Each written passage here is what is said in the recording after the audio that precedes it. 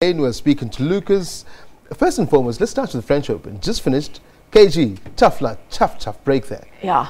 No, it always is. But when you're playing in a Grand Slam, it's always a tough break. You never got an easy match. So, yeah, she played well. But, yeah, it was a tough break. But good news is she's got the wild card for Wimbledon. So she's got an opportunity to face those same 8 players.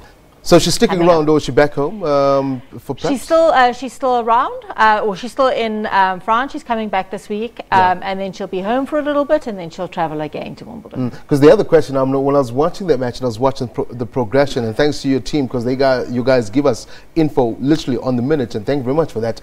It felt as if it was hanging over her, especially against that Dutch player who always seems to be killing her when it comes to the majors. You know, the Dutch are always tough. I mean, they've got 2 or 3 girls in the top 10, and for some reason we always battle against them.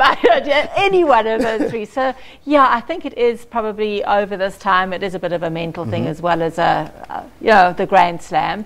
But yeah, one of these days we're going to turn the clock. Let's come back to this weekend's tournament. Give us a brief breakdown. Young kids, and it's an exceptional tournament. I mean, just thinking about it, and I heard that we'll be chatting about it. Something that again we talk about almost daily. That it's these things that we need, especially for the young'uns, to be exposed to. Absolutely, and we're very, very excited that NetCare have come on board to sponsor this event. So yes, as you said earlier, we've got 15 teams coming from around the province, and yes, it's a great opportunity for them to get to play each other and test out their abilities against people from a national point of view. What are we trying to get? What are we going to gain from it? So besides the obvious exposure to these kids, I mean, we spoke about the fact that some of these kids identification for hopefully future nurturing to represent the country.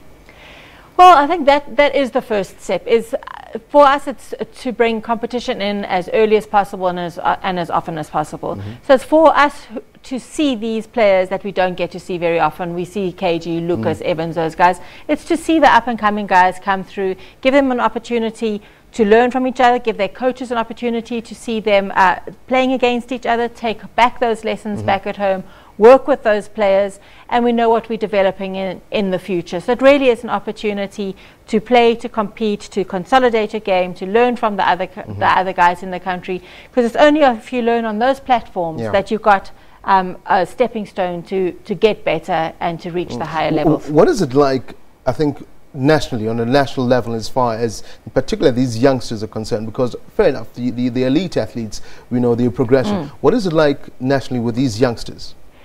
Well, when we had a game sponsor, they were playing 30 events through the year.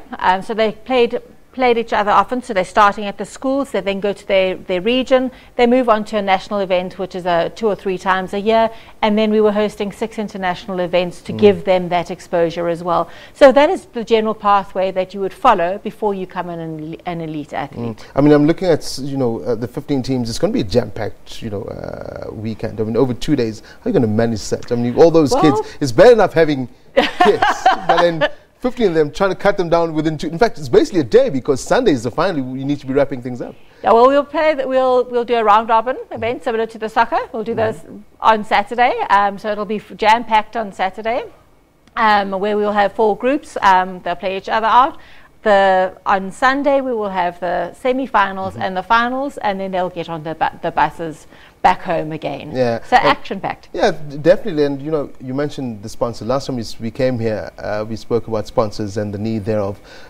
Coming through, obviously this is a great initiative, actually getting, in particular, taken back, I think, to Arthur Ashe in Soweto, because that facility is world class, and it needs to be utilized not only for the sake of the facility, but bring the game to kids around the area who could be interested in it. No, absolutely. And for us specifically, there is a very big school around the corner, so it's really easily accessible. The courts are there. We practice there almost on a daily basis. It really is important to bring it back to the community that supports us, to provide something in the community. There's a lot of guys that come and watch from the community. They see their players there every day. Speak to us. Give us a quick rundown on the weekend. When do people, I mean, if I'm not working this weekend, Please football aside, what does one do? I mean, can they come in, pop in? Absolutely, please. When the gates open? Yes, the players will be there from early, but the matches will start at 8:30. We finish playing at about 3 o'clock. So they can welcome anytime. There's no entry fee, so you're welcome to come. The families are more than welcome. It's a great opportunity to see some inspirational players playing. Sunday morning will also be 8:30 to around 1 o'clock. Yeah. Welcome to come anytime. Yeah, Karen Losch, thank you very much for joining us. Wishing the best of luck. Just for our viewers at home, Arthur Ashe Stadium, that of course being in Jabavu, Soweto, to go there and do watch these youngsters. Just a quick wrap up of what it is. South Africa's young promising wheelchair tennis players, they'll be out there at the Arthur Ashe Centre in the 2018 NetCare Inter-Provincial Championships. So if you do have time, go out there and watch these kids. Believe you me, it's something to admire seeing them hit the racket. I think some of them hit the ball harder than me. Karen Losch, CEO of Wheelchair Tennis South Africa, thank you indeed for joining us right here on SABC News. Thank you once again. Take a quick break.